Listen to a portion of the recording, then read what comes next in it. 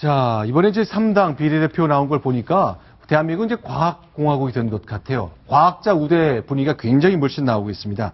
자, 일단 사람 이야기하는 과정에 이 얘기를 좀 설명을 더 드리겠고요. 이남희 세상과 함께 비례대표 얘기 좀 해보겠습니다. 특징이 좀 보이시는지 모르겠습니다만, 자, 한번 볼까요?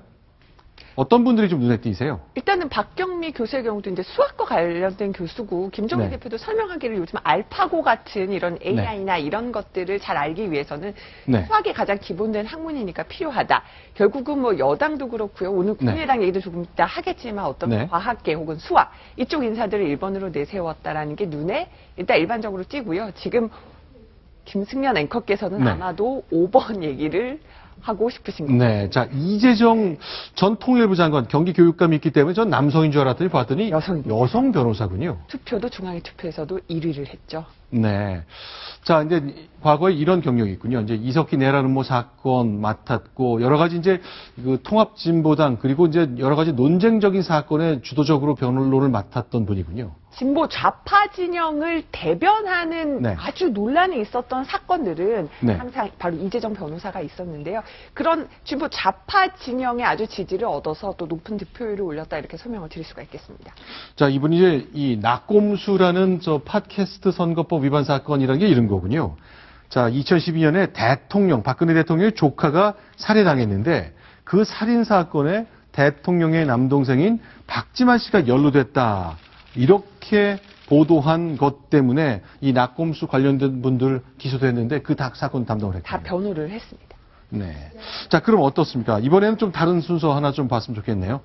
자, 이번에 5번에 이재정 변호사, 그리고 6번에 김현건 씨는 이분은 저 중앙위입 선거 끝에 1등한 분이라면서요. 그만큼 네. 당내에서 인기가 높다는 얘기인가요? 그렇죠. 그래서 그 임미애전 혁신위원 부인이 또 SNS 네. 글에 중앙위 투표가 우리 남편을 살린 것 같다라는 네. 글을 남기기도 했다는 기사를 제가 본 적이 있는데요.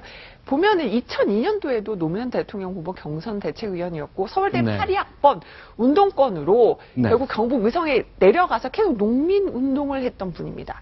그래서요, 19대도 바로 경북 의성은 더불어민주당, 그러니까 야당의 아주 험지인데 여기도 출마했을 때 문재인 전 대표가 바로 후원회장을 맡기도 했다는 거죠.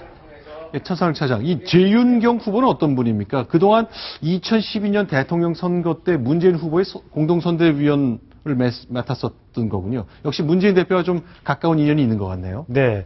그러니까 경제 쪽 통으로 이제 모셔온 분인데, 경제 전문가로 내렸는데, 2002년에 문재인 캠프의 선대위원을 지내는데, 2011년에 이제 MB 대통령에게 도둑놈이라는 글을 남겼고 한나라당 기생충이라는 발언을 내면서 막말 발언으로 굉장히 시끄러웠던 적이 있습니다. 그러면서 논란이 됐던 인물인데 물론 뭐 과거 5년 전 발언이라 치더라도 경제 전문가를 모셔왔던 분이 저렇게 대통령을 향해서 도둑놈이라고 비하를 하고 또 다른 당을 기생충이라고 묘사한 건 좀 심했던 것이 아니냐 이런 비난이 적지 않았습니다. 자, 재윤경 후보 이후에 권미혁 후보는 어떤 분입니까? 볼까요? 박원순 또 시장과 가깝다라는 평가를 하고요. 또 문재인 대선 후보와 안철수 후보 단일화해라 이렇게 원터케에 소속해서 활동을 하기도 했고요. 또 주한 야권 인사로 꼽힙니다. 자, 전 MBC 박문진 이사라는 게 이제 MBC의 주주인 방송문화진흥회의 이사를 맡았기 때문에 이제 공영방송 경영과 관련해서 좀 관여했던 분인데 아마 당시 야당 추천자로 들어갔던 모양이죠.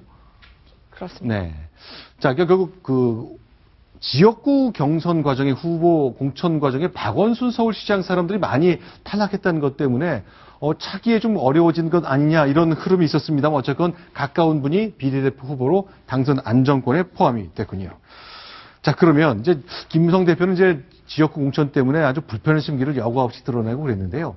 비례대표 관련해서는 어떤 생각을 갖고 있을까요? 이번에 새누리당 비례대표 얘기하기 전에 김무성 대표 얘기 먼저 들어보겠습니다.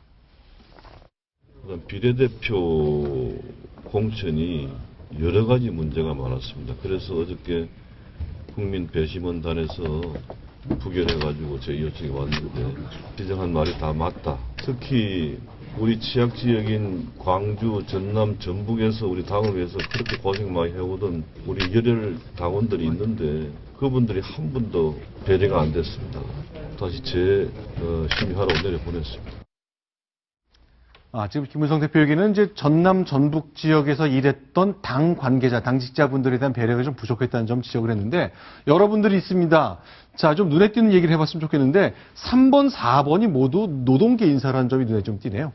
네, 박근혜 대통령의 이제 노동개혁을 계속해서 네. 뒷받침해주기 위해서는 노동계 인사가 필수적이었던 것 같고요. 한국노총 출신으로 두 사람의 이 노조 전문가들을 네. 아주 앞순위에 배치하면서 네. 앞으로의 대통령의 어떤 개혁 의지를 뒷받침해줄 수 있는 사람을 먼저 앞번호에 이제 배치했다 이렇게 볼 수 네. 있겠습니다.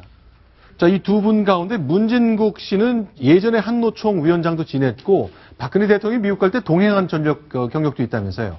그렇습니다. 2013년 미국에 처음으로 갔을 때 동행을 하면서 굉장히 저 사람이 어떻게 저기 들어갔지? 라는 이제 생각을 갖게 했었는데 뭐 전국 택시노조 위원장을 지냈고 네. 2013년 박 대통령 방미에 동행하면서 얼굴이 알려졌던 그래서 대통령 주위에 있는 사람들이 과거에도 보면 뭐 공천을 받는다거나 또 비리대표 되는 경우가 제법 있었는데 네. 이분도 이제 그런 케이스가 아닌지라는 해석을 낳고 있습니다.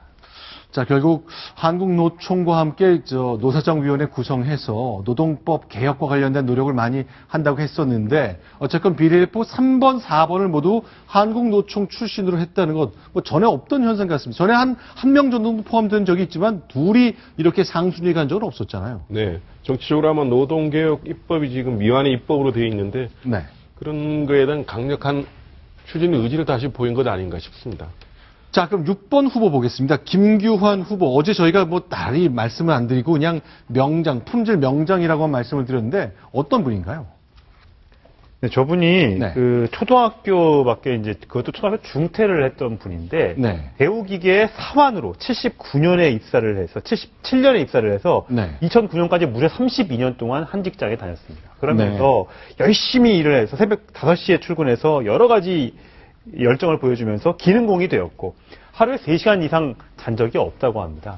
이러면서 입지전적인 인물로 꼽히는 분이 결국 비례대표 6번으로 되면서 아주 잘된 영입 아니냐 네. 이런 얘기가 나오고 있습니다. 어저께 박종희 그 공천관리위원이 깜짝 놀랄 만한 인사가 있다 그래서 혹시 2번을 받은 이정명 전 대령이 아닌가, 예비역 대령이 아닌가 싶었는데 많은 분들이 이분이겠다 싶은 생각을 한다네요.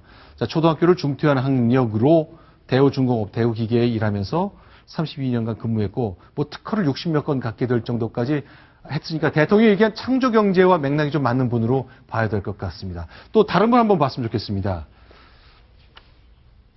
자, 근데 이분 김순예 씨는 좀 논쟁적 인물이죠. 네. 대한약사회 부회장을 지냈는데 네. 저분이 이제 세월호 사태 이후에 막말 논란에 휩싸였습니다. 글을 SNS에 올렸는데 도대체 세월호 희생자들이 국가를 위해 전쟁터에서 싸우다 희생되었는가?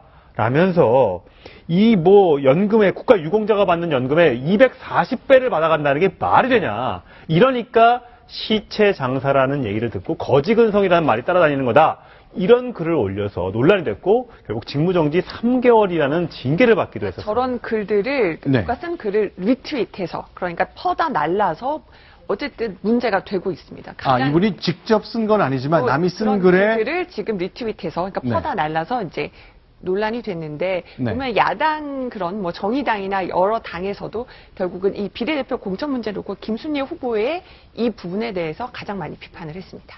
자, 일단 새누리당이 어제 그 발표한 비례대표 후보들도 아직 추인이 다 안 된 거죠. 사인이 안 난 상태죠. 네. 그렇기 때문에 오늘 밤 내일까지 이어지는 과정에 혹시 비례대표 후보들 조정이 있을지 그것도 좀 지켜봐야 될 것 같습니다. 자, 이번엔 좀 야당 얘기 조금 더 들여다보겠습니다. 안철수 신당 얘기인데 여기도 상황이 아주 간단치 않습니다. 순위 보겠습니다.